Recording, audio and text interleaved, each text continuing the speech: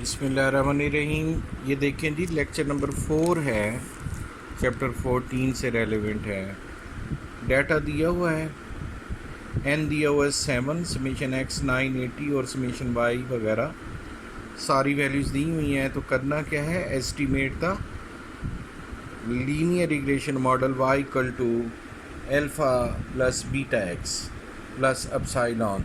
तो आपने अल्फ़ा और बीटा से परेशान नहीं होना, सिंपली आपने वाई ऑन एक्स लाइन निकालनी है जैसे पहले निकालते थे। तो आप ये सॉल्यूशन देखिएगा, द एस्टिमेटेड रिग्रेशन लाइन निकालनी है Y hat equal to A plus B X, यानी जैसे पहले था कि बी की वैल्यू निकालनी है और बी की वैल्यू निकाल के फिर ए की वैल्यू निकालनी है और इस इक्वेशन में पुट कर देनी है।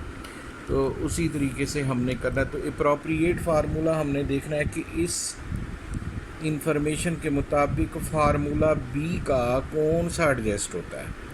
तो वही फार्मूले जो पहले डिस्कस हो चुके हैं, उन्हीं में से जो पहला फार्मूला है बी का, उस पर अगर आप गौर करें तो वो फार्मूला इस सवाल में यूज़ हो सकता है।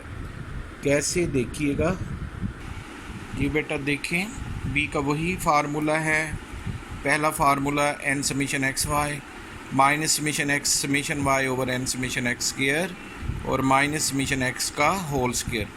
तमाम वैल्यूज़ दी हुई हैं, इसमें जस्ट वैल्यूज़ पुट करें और इसे हल करें तो बी का आंसर आ जाएगा 0.04357।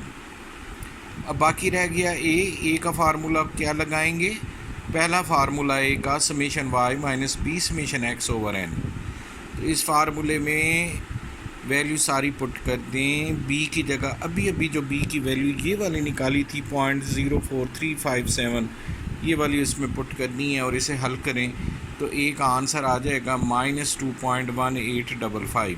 तो बेस्ट फिटेड लाइन क्या बनी उसी इक्वेशन में, यानी y equal to A plus B X वाली में ए की जगह ए की वैल्यू पुट कर दें और बी की जगह बी की वैल्यू पुट कर दें तो आंसर आएगा y hat equal to -2.1855 plus 0.04357 अच्छा, उसके बाद उसने सवाल में हमसे ये भी पूछा था, ये एक नई चीज़ है क्या जी, कि sum of square of the residual भी फाइंड आउट करें। Sum of square of residual या sum of square of error एक ही चीज़ है। तो इसे किससे डिनोट करते हैं, समेशन ई स्क्वायर से डिनोट करते हैं। तो इसका फार्मूला है, समेशन ई स्क्वायर का मतलब क्या है, sum of square of residual, और इसका फार्मूला क्या है, summation Y square minus A summation Y minus B summation X Y. इस फार्मूले में सारी वैल्यूज़ पुट कर दें और इसे हल करें तो आंसर कितना आएगा 2.97। ये बात जहन में रखें, जब भी आप सम ऑफ स्क्वायर ऑफ रेजिडुअल निकालें यानी समेशन ई स्क्वायर, तो उसका आंसर प्लस में आना चाहिए। जैसे कि अब आ रहा है कि 2.97 पॉजिटिव वैल्यू है, यानी -2.97 कभी भी नहीं आ सकता। माइनस की वैल्यू आ जाए तो इसका मतलब है कहीं पे आपने मिस्टेक की है, तो सवाल को दोबारा चेक करें। तो ज़हन में रखिएगा कि SSR या sum of square of residual जिसे आपने कहा और समेशन ई स्क्वायर से डिनोट किया, दैट मस्ट बी पॉजिटिव। तो ये 2.97 आंसर आया है। तो ये सवाल इस तरह से था। नेक्स्ट देखिएगा जी बेटा, ये है क्वेश्चन नंबर 3 का ए पार्ट, पायलट सुपर 1 बुक के मुताबिक, और बुक में ये है एक्सरसाइज 14.1 का सवाल है। इस चैप्टर में 2 एक्सरसाइजेस हैं, एक है एक्सरसाइज 14.1 और दूसरी है एक्सरसाइज 14.2। तो ये एक्सरसाइज 14.1 का क्वेश्चन है। बुक में से भी आप स्टेटमेंट देखें तो क्वेश्चन नंबर 3 का ये ए पार्ट है। हाँ जी, क्या कहता है जी कि estimate the regression line of Y on X. Same उसी तरह एक्स का कॉलम दिया हुआ है, वाई का कॉलम दिया हुआ है। उसके बाद कुछ और चीज़ें भी डिस्कस करनी है, इज़ इट पॉसिबल वगैरह, तो ये बाद में करेंगे। फ़िलहाल आपने y ऑन x लाइन निकालनी है। तो आप देखिए इसका सलूशन, x और y का वही कॉलम दोबारा बनाया। दोबारा कॉलम बनाने के बाद देखें नए कॉलम दो बनेंगे, एक x इंटू वाई का ये वाला एंड पे सेकंड लास्ट वाला, और एक लास्ट पे जो है एक्स स्क्वायर वाला। तो ये 4 कॉलम है टोटल, एक एक्स का, दूसरा वाई का, फिर एक्स इंटू वाई का, फिर एक्स स्क्वायर का। एक्स के कॉलम को जमा कर दें, ऐड कर दें 225, वाई के कॉलम को जमा करेंगे 361, एक्स इंटू वाई के कॉलम को ऐड करेंगे या प्लस करेंगे तो 12905, और एक्स स्क्वायर के कॉलम को ऐड करेंगे तो 8875 आ जाएगा। हाँ जी, अब y ऑन x लाइन निकालनी है, तो आप देखिए y ऑन x लाइन में फिर उसी तरह से b का फार्मूला सूटेबल लगाना है। तो ये बात जहन में रखें, जब भी x का पूरा कॉलम दिया हो जैसे कि अब है, और y का पूरा कॉलम दिया हो, तो बेस्ट और सूटेबल फार्मूला जो है b का ये पहले वाला होता है जो नंबर 1 पे लिखा था। तो बी वाई एक्स का यही फार्मूला लगाएं, एन समीशन एक्स वाई, पिछले सवाल में भी यही लगाया था, N summation X Y minus summation X summation Y over N summation X square minus summation X का होल स्क्वायर। तो इसके मुताबिक हमने कॉलम पहले बना चुके थे। एन क्या होता है, वैल्यूज़ की तादाद होती है। एन क्या कैसे निकालते हैं, एक्स की वैल्यूज़ गिन लें, 1 2 3 4 5 और 6। तो x की वैल्यूज़ 6 हैं, y की वैल्यूज़ भी 6 हैं, तो इसका मतलब ये हुआ कि n 6 हो गया। अब तमाम की तमाम वैल्यूज़ इस फार्मूले में पुट करें, b के फार्मूले में, तो n की जगह 6, समीशन x y की जगह 12905, माइनस समीशन x की जगह 225, समीशन y की जगह 361। तो तमाम वैल्यूज़ पुट हो के बी का आंसर आया -1.45। जी बेटा, अब ए के लिए फार्मूला लगाएंगे। सिंपल ए लिख लें या ए वाई एक्स लिख लें, बात एक ही है। तो ए का फार्मूला क्या है, summation Y minus B summation X over N. इस फार्मूले में तमाम वैल्यूज़ पुट करें, हल करें, तो ए का आंसर 114.54 आ जाएगा। तो इक्वेशन में पुट कीजिएगा y hat equal to a plus B X, A की जगह 114.54 और b की जगह -1.45 ये वाला, और x उसी तरह। तो ये रिग्रेशन लाइन तो एस्टिमेट हो गई। अब उसके बाद क्वेश्चन के अंदर कुछ सवालात उसने और भी पूछे हुए थे। अब हम उस पर वापस आते हैं, यानी कि स्टेटमेंट पे वापस आते हैं। जी, ये देखें कि ये जो टेबल है ऊपर वाला, इसके नीचे क्या लिखा हुआ है कि is it possible from the equation you have just found, कि ये जो अभी अभी हमने इक्वेशन निकाल ली है, यानी एस्टीमेट की है y ऑन x वाली, उस इक्वेशन से क्या हम एस्टीमेट कर सकते हैं। पहला पार्ट पढ़ें, एन एस्टीमेट निकाल सकते हैं for the value of x का एस्टीमेट निकाल सकते हैं जब y 54 हो, यानी कि x को एस्टीमेट करना है जबकि y क्या हो, 54 हो। तो एक बात बेटा याद रखिएगा, अगर y को एस्टीमेट करना हो ना, तो फिर हम y ऑन x लाइन निकालते हैं, और x को एस्टीमेट करना हो तो फिर हम x ऑन y लाइन निकालते हैं। यहाँ पे उसने हमसे एस्टीमेट कराई थी y ऑन x लाइन, जो अभी हमने फाइंड आउट की। तो y ऑन x लाइन में से सिर्फ y एस्टीमेट हो सकता है, x नहीं हो सकता। यहाँ पे उसने हमसे सवाल पूछा है, पहला पार्ट, कि क्या x एस्टीमेट हो सकता है, जब y 54 हो। तो याद रखें x उस वक्त एस्टीमेट होता जब हम x ऑन y लाइन निकालते। तो हम क्या लिखेंगे? It is not possible to calculate x because here we estimate the equation y on x। अगर x एस्टीमेट करना हो तो x ऑन y एस्टीमेट करते। तो इस बात का आंसर देखें, लिखना कैसे है। हाँ जी, ये देखें, बिल्कुल सिंपल सा लिखा है पहले पार्ट का आंसर कि we can estimate x only from x on y line. For की बजाय फ्रॉम कर लीजिएगा। So we can not estimate x from the given line. तो इस लाइन से हम x एस्टिमेट नहीं कर सकते। x एस्टिमेट करना हो तो फिर x ऑन y लाइन निकालनी पड़ती है।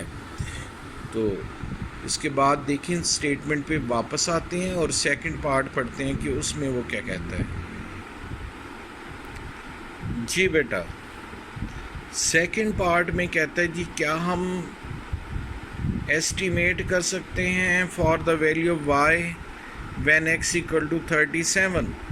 यानी कि क्या हम y को एस्टिमेट कर सकते हैं जब x 37 हो। तो अभी मैंने डिस्कस किया कि y एस्टिमेट हो सकता है y ऑन x लाइन में से। तो वो जो अभी अभी हमने y ऑन x लाइन निकाली है उसमें x की जगह हम 37 रख देंगे तो y एस्टीमेट हो जाएगा, यानी कि y हैट की वैल्यू आ जाएगी, या सिंपली कह लें कि y की वैल्यू आ जाएगी। कैसे, देखिएगा जी बेटा। देखें, ये सेकंड पार्ट हमने क्या करना था, y एस्टीमेट करना था जब x 37 हो, यानी y हैट निकालना है जब x 37 हो। तो वही इक्वेशन जो अभी अभी हमने यहाँ पे फाइंड आउट की थी, y hat equal to 114.54 minus 1.45x, इसी इक्वेशन में x की जगह 37 रखते हैं। ये देखिए, ये x की जगह 37 रखा और इसे हल कर लिया। तो मतलब हल कैसे करते हैं कि 114.54 वैसे का वैसे माइनस 1.45 भी उसी तरह, और x की जगह 37 रखते हैं। अब 37 को 1.45 से मल्टीप्लाई करते हैं और फिर 114.54 से उसे माइनस कर दें तो ये आंसर आ जाएगा y हैट का 61। तो ये y एस्टीमेट हो गया जब x 37 था। जी बेटा, अब देखें क्वेश्चन नंबर 3 का बी पार्ट है। वेरी इंपॉर्टेंट क्वेश्चन, बोर्ड के पेपर में आ चुका है। तो है बहुत ही आसान, इसे ज़रा गौर से समझना है। तो ये देखें कि from n pair of the values the following quantities are calculated. Data दिया हुआ है n20 समीशन x 400 वगैरह। तो हमने करना क्या है, वो कहते जी find the linear regression equation of y on x and x on y, यानी कि दोनों निकालनी है, y ऑन x भी और x ऑन y भी। विच would be the more useful if, बाद वाली जो काम है यानी विच वुड बी का जो आंसर है, और फर्स्ट और सेकंड पार्ट को वो बाद में देंगे। फ़िलहाल हम इस पे आते हैं कि रिग्रेशन लाइन निकालते हैं कौन सी भला, y on x and x on y, यानी दोनों निकालनी है, y ऑन x भी और x ऑन y भी। देखिए किस तरह से।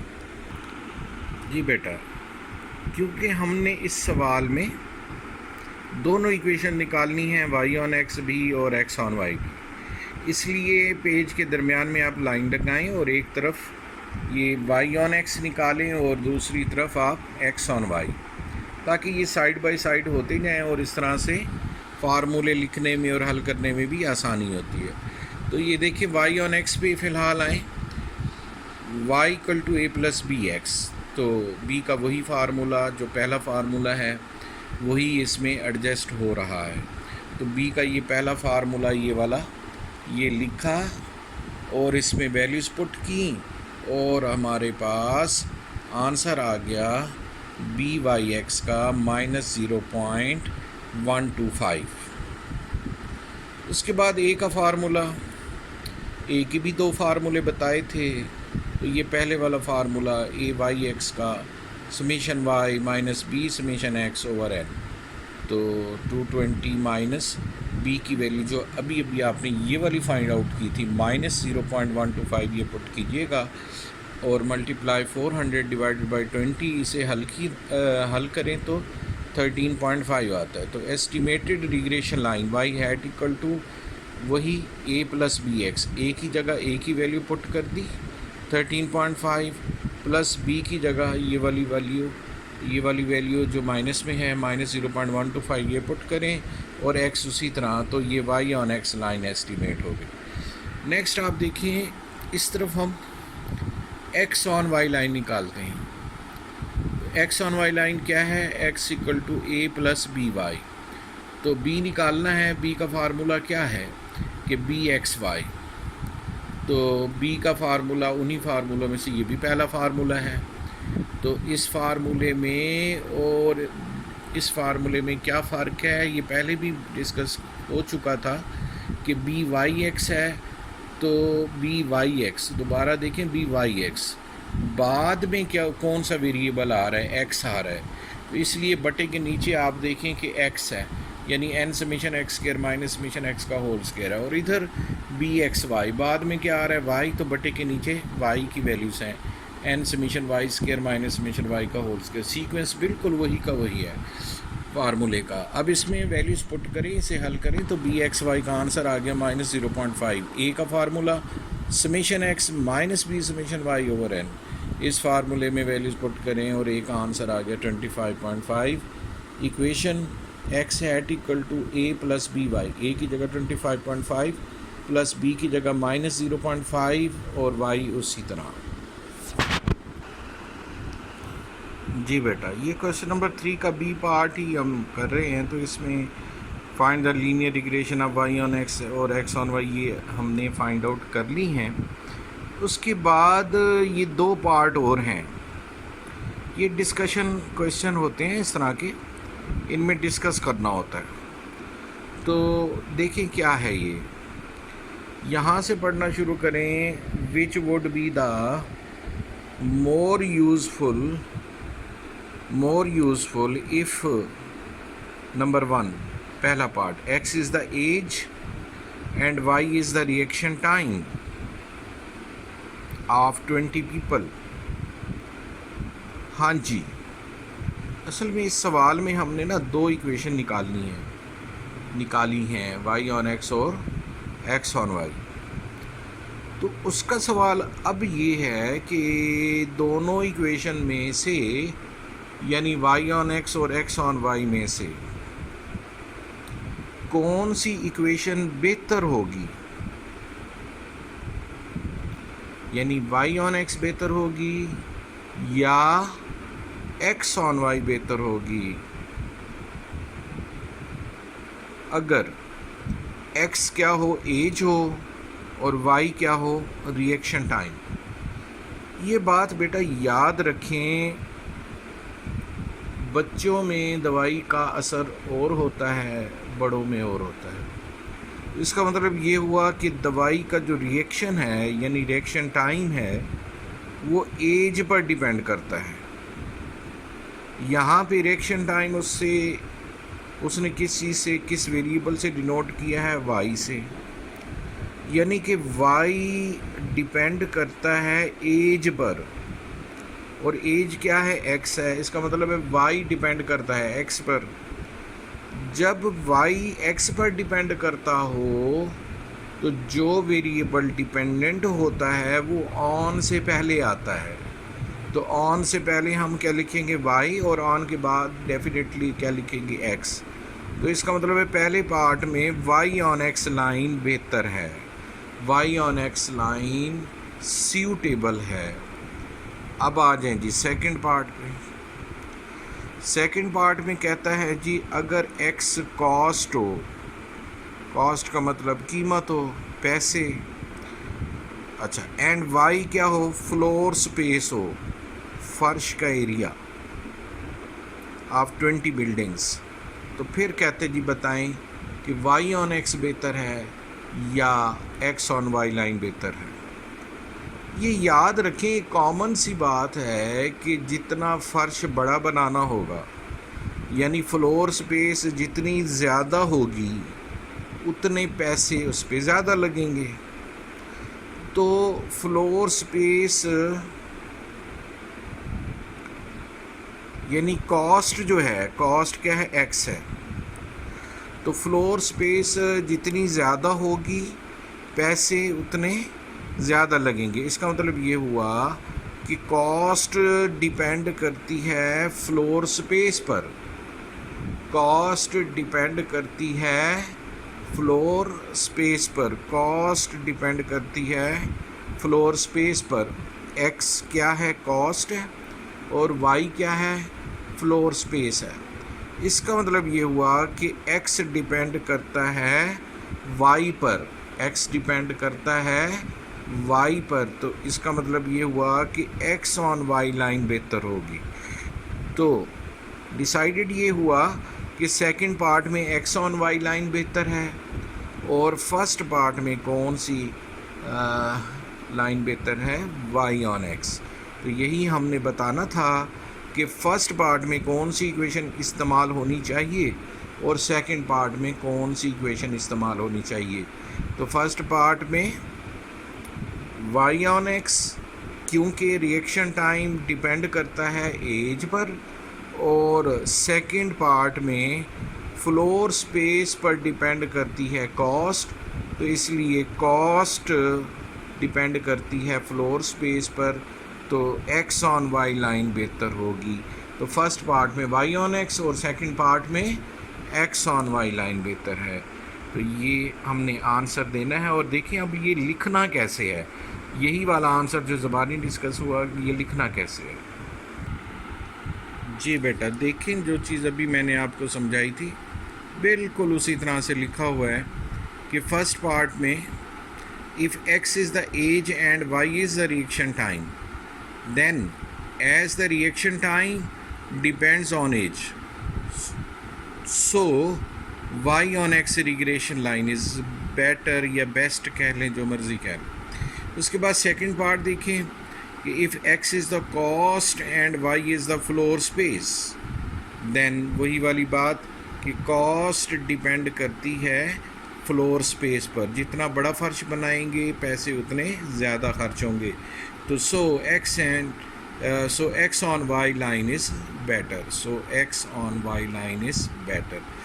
ये था जी आज का लेक्चर। नेक्स्ट हम लेक्चर नंबर 5 बाद में करेंगे। आपने फ़िलहाल असाइनमेंट के तौर पे ये क्वेश्चन नंबर 4 का ए पार्ट सिर्फ करना है, सिर्फ एक सवाल करना है।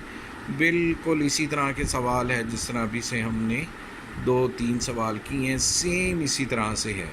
तो ये क्वेश्चन नंबर 4 का ए पार्ट आपने असाइनमेंट के तौर पे करना है।